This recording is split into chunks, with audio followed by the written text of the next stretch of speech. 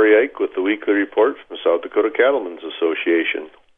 This week, I'll be discussing the Agriculture Act of 2014, or the Farm Bill. As you have probably heard, the U.S. House of Representatives passed the Farm Bill Conference Report by a margin of 251 to 166.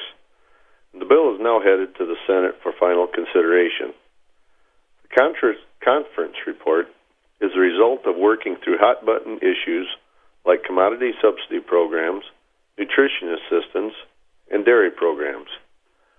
Highlights of the legislation for South Dakota include reduced spending by more than $20 billion, strengthened livestock disaster programs, additional tools to combat the pine beetle, and included protect our prairie language for certain states.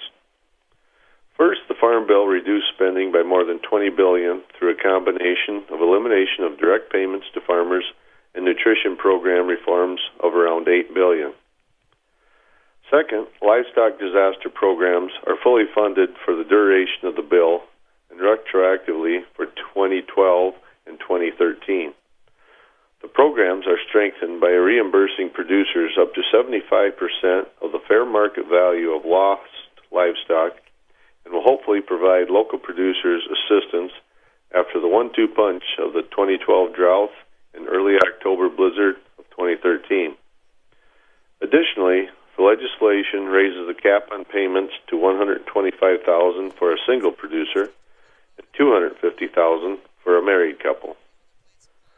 Third, the agreement provides additional tools to combat the mountain pine beetle by getting boots on the ground faster for mitigation efforts by streamlining environmental red tape on insect and disease-infested areas of forests throughout the U.S.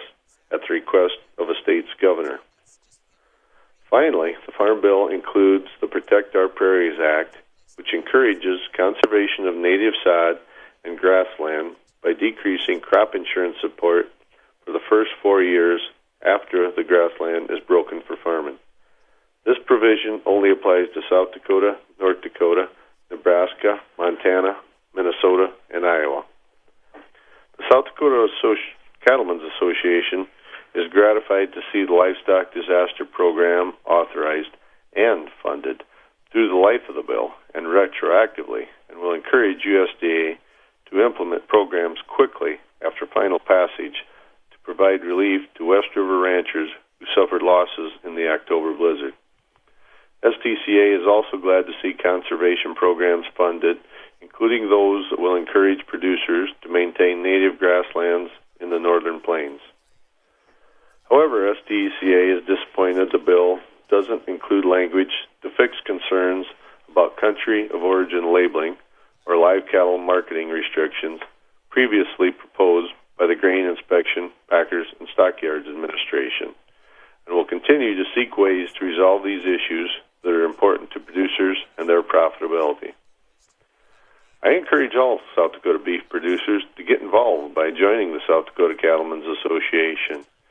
To learn more about SDCA, please visit sdcattlemen.org. I'm Corey Ike, reporting for the South Dakota Cattlemen's Association. Thanks for listening, and have a great week.